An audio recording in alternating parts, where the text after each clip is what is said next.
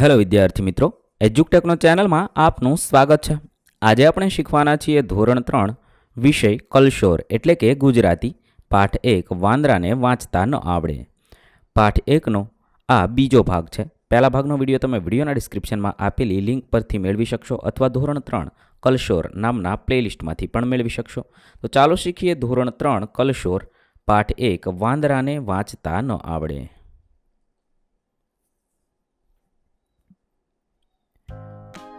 અહીંયા પ્રવૃત્તિ નંબર 7 છે અભિનય। 1 તમે વાંદરાભાઈ છો, ઠંડી ગરમી વરસાદથી બચવા શું કરશો? અને 2 તમે સુગરી છો તો વાંદરાને શું કહેશો? તો તમારે અહીંયા અભિનય કરવાનો છે અને વાંદરાભાઈ હોય તો તમે શું કરશો અને સુગરી હોય તો તમે વાંદરાને શું કહેશો તે કરવાનું છે। ત્યાર પછી છે છૂટી ગયેલા શબ્દ શોધવાના છે અને વાર્તામાં જોઈ વાક્ય ફરીવાર લખવાનું છે। વિદ્યાર્થીઓની જોડીમાં બેસવાનું છે અને વાક્ય શોધવાનું છે। અહીંયા તમારા શિક્ષકશ્રી જે મુજબ કહે છે તે મુજબ વાક્ય શોધવાના છે અને વાક્યને સરખાવવાના છે। ઉદાહરણ તરીકે અહીંયા તમે જોઈ શકો છો વાક્ય આખું લખેલું છે, તેની અંદરથી આપણે આવું વાક્ય બનાવેલું છે 12 માસ। તો અહીંયા 12 માસ પછી એક ઝાડથી બીજા, અહીંયા પર છે ત્યાં ઝાડ નથી તે આપણે ઉમેરવાનું છે, ફરતો રહે।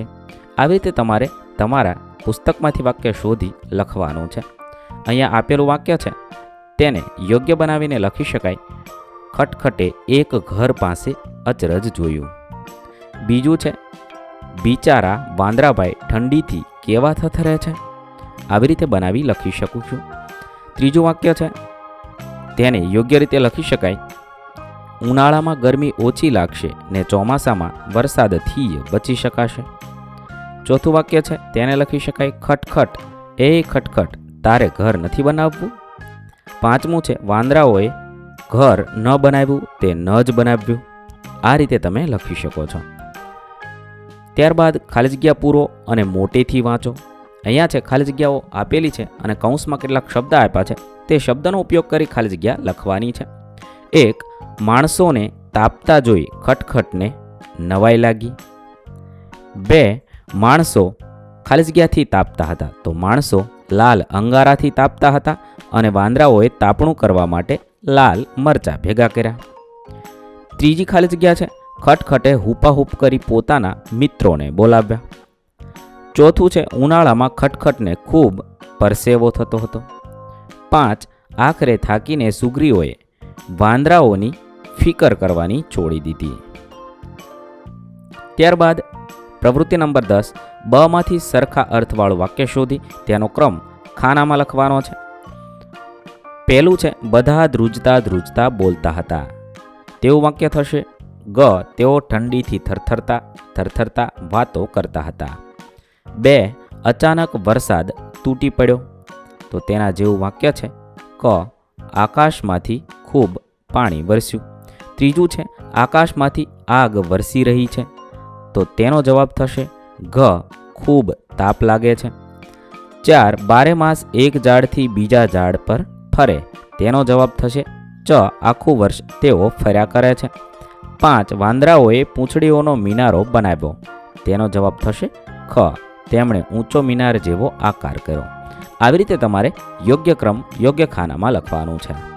ત્યારબાદ 11 અભિનય જૂથમાં ચર્ચા કરવાની છે અને આ વાર્તાને તમારે પ્રાર્થના સભામાં ભજવવાની છે। તમારા મિત્રો સાથે વાતચીત કરી આ વાર્તા બનાવવાની છે અને તમારી પ્રાર્થનામાં રજૂ કરવાની છે। 12 છે ઋતુ ઓળખો અને લખો। 1 મારા ઘરમાં મને જરાય ઠંડી ન લાગે, તો શિયાળો। 2 બધા વાંદરા પાણીથી ભીંજાઈ ગયા, તો ચોમાસું। 3 સુગરી માળામાં ઝૂલતી હતી, તો શિયાળો। 4 વાંદરા પૂંછડી માથે મૂકી બેઠા, તો ચોમાસું। 5 વાંદરાઓએ માણસોની નકલ કરી, તો શિયાળો। આ રીતે ઋતુ ઓળખવાની છે અને અહીંયા લખવાની છે। 6 ઝાડના છાંયે બેસી વાંદરા એકબીજાને પંખો નાખતા, તો ઉનાળો। 7 આકાશમાંથી વરસે આગ, ડોસી મને પવન નાખ, જવાબ થશે ઉનાળો। 8 સળગાવીને લાકડા, તાપણું કરે માકડા, અહીંયા શિયાળો છે। 9 ડાળે ડાળે ફરીએ, ને કૂદીએ ઘરના છાપરા, તો શિયાળો. 10 ગડગડાટ કરતા વાદળા, પાણી આગળ પાછળ, અહીંયા ચોમાસું છે. આ રીતે આ વાક્ય, આપેલું વાક્ય છે એ કઈ ઋતુનું છે તે આપણે શોધી અને લખવાનું છે. ત્યારબાદ 13 પ્રવૃત્તિ છે. હલકું શું, ભારે શું, કેવી રીતે ખબર પડે તે કહેવાનું છે. અહીંયા 5 વાક્ય આપેલા છે. આપણે આ વાક્યો છે તે હલકું અને ભારે એમાં લખવાના છે. 1 સુગરીનો માળો કે ઝાડની ડાળી, તો અહીંયા સુગરીનો માળો હલકો છે અને ઝાડની ડાળી ભારે છે. 2 લાકડાનું ટેબલ કે પ્લાસ્ટિકની ખુરશી, અહીંયા પ્લાસ્ટિકની ખુરશી હલકી છે અને લાકડાનું ટેબલ ભારે છે. 3 ગુજરાતીની ચોપડી કે ગણિતની ચોપડી, અહીંયા ગુજરાતીની ચોપડી હલકી છે, ગણિતની ચોપડી ભારે છે કારણ કે તે મોટી હોય. 4 પેન્સિલ કે રબર, પેન્સિલ હલકી છે, રબર ભારે છે. 5 લખોટી કે પ્લાસ્ટિકનો દડો, અહીંયા છે લખોટી હલકી છે, પ્લાસ્ટિકનો દડો ભારે છે. આ રીતે તમે લખી શકો છો. ત્યારબાદ 14 કોણ છે તે શોધો, તેના વિશે એક વાક્ય લખો. ઉદાહરણ તરીકે 4 અક્ષરનું એક નામ, તો એ કોણ હશે? આ રીતે આપણે કબૂતર અને વાક્ય બનાવવાનું છે. કબૂતરને ચણતા જોવાની મજા પડે, આવી રીતે આખું બનાવી અને લખવાનું છે. તો હવે આપણે ઉદાહરણને આધારે શોધીને લખીએ. 4 અક્ષરનું નામ છે. નામના પહેલા 2 અક્ષરો છે કરો, તો પહેલા 2 અક્ષર કરો લખો. પહેલા અને છેલ્લા અક્ષરથી બનશે કયો, તો પહેલો કરો અને હતો જ તે, અને છેલ્લે યો લખો છો તો એક બાકી રહેશે. ત્રીજો અક્ષર તમે ધારશો તો મળશે 8 પગવાળા જંતુનું નામ, તો 8 પગવાળું જંતુ થશે કરોળિયો. આ રીતે તમે લખી શકો છો. હવે તેના આધારે વાક્ય બનાવીએ. કરોળિયો ઝાડું બનાવે છે. આ રીતે વિચારતું જવાનું છે અને જવાબ લખતું જવાનું છે. બીજું છે 4 અક્ષરનું નામ છે. તેના બીજા અને પહેલા અક્ષરથી ચરક બને, તો ત્રીજો ચ, બીજો ર અને પહેલો ક, આ રીતે લખવાનું છે. પછી ચોથા અને પહેલા અક્ષરથી લોક બને, તો ચોથો લો અને પહેલો ક, તો આખું નામ મળી ગયું. કોણ હશે? તો કરચલો. વાક્ય બનાવી શકાય. કરચલો પાણીમાં રહે છે. ત્યાર પછી ત્રીજું છે 4 અક્ષરનું નામ છે. પહેલા અને બીજા અક્ષરથી દર બને છે. પહેલા અને ચોથા અક્ષરથી દડો બને છે. દર તો હતું જ તે અને ડો લગાવ્યું.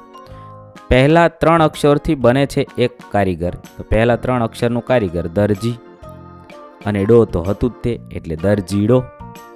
હવે વાક્ય બનાવી શકાય. દરજીડો પોતાનો માળો સીવીને બનાવે છે. પાંદડા સીવીને પોતાનો માળો બનાવે છે ને દરજીડો, તેની વાત છે. ત્યાર પછી ચોથું છે 5 અક્ષરનું નામ છે.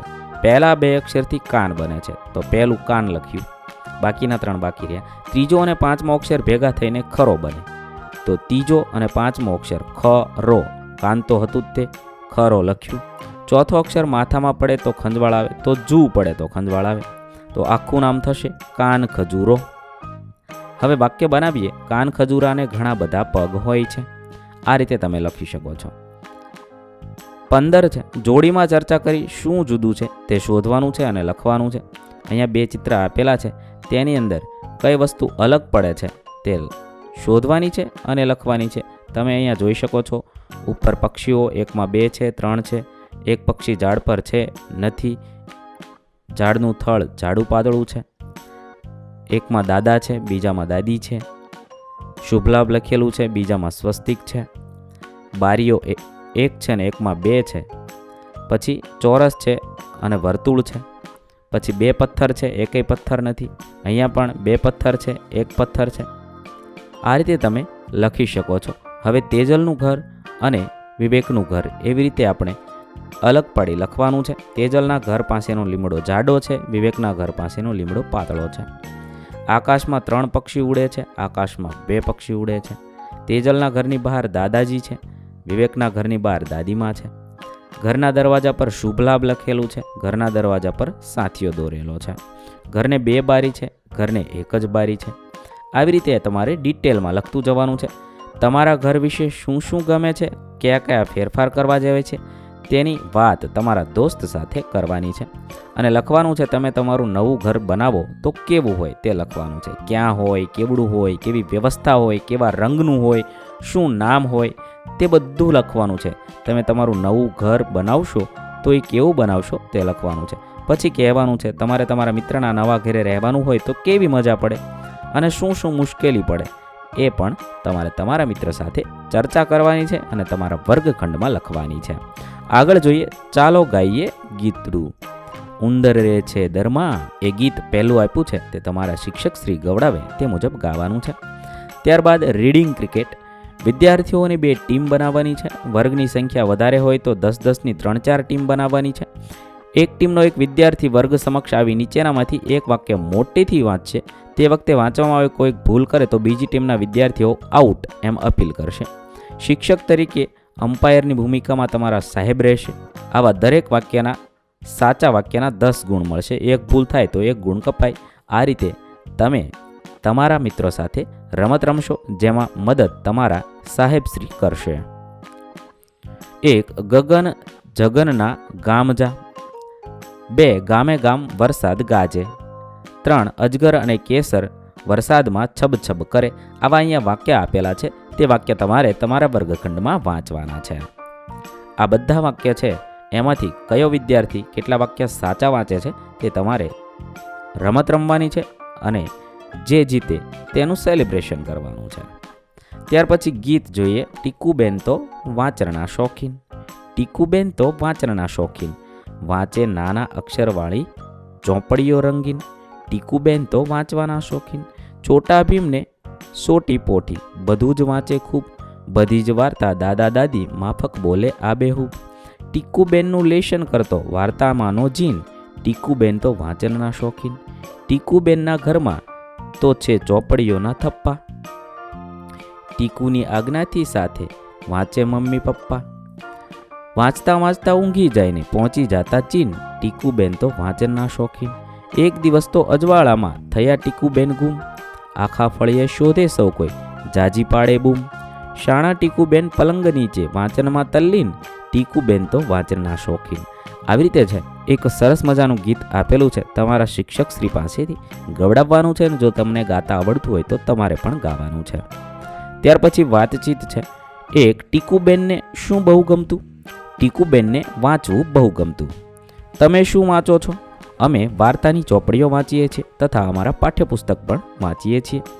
3. વાંચવું, લખવું, ગાવું, રમવું આ 4માંથી તમને શું કરવાનું ગમે. મને તો વાંચવું ખૂબ ગમે. તમને જો રમવું ગમતું હોય તો તમારે તે લખવાનું છે. 4. તમે ક્યારે વાંચવા બેસો છો. હું સાંજે વાંચવા બેસું છું. તમે જ્યારે વાંચવા બેસતા હોય તે લખવાનું છે. 5. તમે ક્યાં વાંચવા બેસો છો.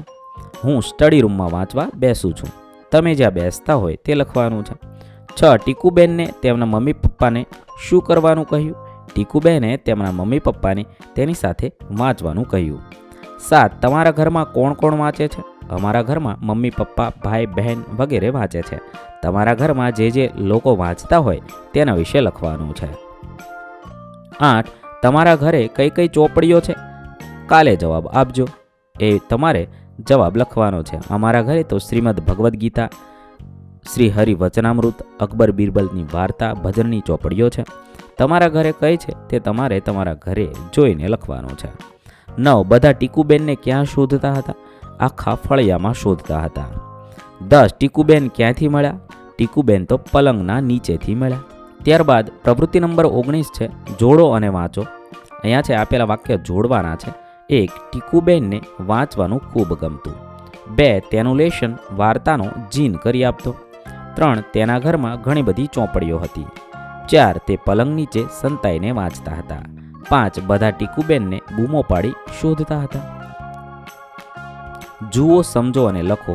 ઉદાહરણ છે નખીશો સાચો શબ્દ થશે શોખીન. પહેલો શબ્દ છે તેનો સાચું થશે ચોપડી. બીજા શબ્દનું સાચું થશે જીન. ત્રીજા શબ્દનું સાચું થશે લેશન. ચોથાનું ફળિયે. પાંચમો શબ્દ ટીકુબેન. છઠ્ઠો શબ્દ પલંગ. સાતમો શબ્દ આજ્ઞા અને આઠમો અજવાળા થશે. 21 છે તમારા મિત્ર સાથે જોડીમાં બેસવાનું છે. ગીતના બીજા 5 શબ્દ ઉલટાવી લખવાના છે. હવે તમે અને તમારા મિત્ર એકબીજા સાથે ચોપડી બદલાવી લેવાની છે અને તમારા મિત્રએ ઉલટાવેલ શબ્દ તમે સાચી રીતે લખો અને તમારા ઉલટાવેલા શબ્દો તમારા મિત્રને લખવા આપો. આ ખાનામાં તમારા મિત્ર સાથે લખવાનું છે. મોટેથી ગાઓ. જાણે મોટો કારીગર ગૂંથી ગૂંથી બનાવે ઘર, એવું પક્ષી કયું વળી? ડાળે લટકે જેનું ઘર, તો થશે દરજીડો. ચાલો હસીએ. દીપુ કહે છે, હે ટીકુ, કેવો રહ્યો દિવસ? ટીકુ કહે છે, બેકાર યાર, અમારા ટીચરને કશું સાચું ન કહેવાય. દીપુ કે કેમ? એમણે પાટિયામાં રાષ્ટ્રગીત લખ્યું હતું. તેને પૂછ્યું, રાષ્ટ્રગીત કોણે લખ્યું? તો ટીકુ કહે છે, મેં કીધું સર તમે તો મારી સામે ડોળા કાઢતા હતા. દીપુ કહે છે, હા, સરે થોડું લખ્યું છે, જેણે લખ્યું હોય તેનું નામ આપવું જોઈએ. વિદ્યાર્થી મિત્રો, વિડીયો નિહાળવા બદલ ખૂબ ખૂબ આભાર. નવા વિડીયો સાથે ફરીથી મળીશું. થેન્ક યુ દોસ્તો. એજ્યુકટેકનો ચેનલ તરફથી વિડીયો નિહાળવા બદલ આપનો આભાર. આવા બીજા વિડીયોઝ નિહાળવા માટે અમારી યુટ્યુબ ચેનલ એજ્યુકટેકનો અત્યારે જ સબસ્ક્રાઇબ કરો. આભાર દોસ્તો.